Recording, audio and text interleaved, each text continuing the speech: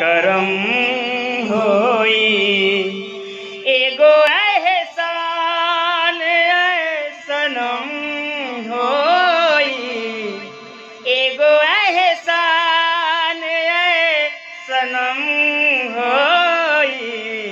दे दमाहुरे बड़ा करम होई, दे दमाहुरे बड़ा करम होई।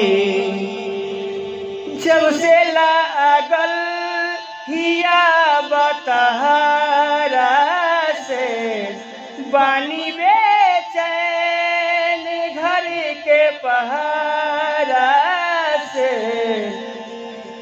जब से लागल हिया बतहरा से बानी बेचैन घर के बहरा से।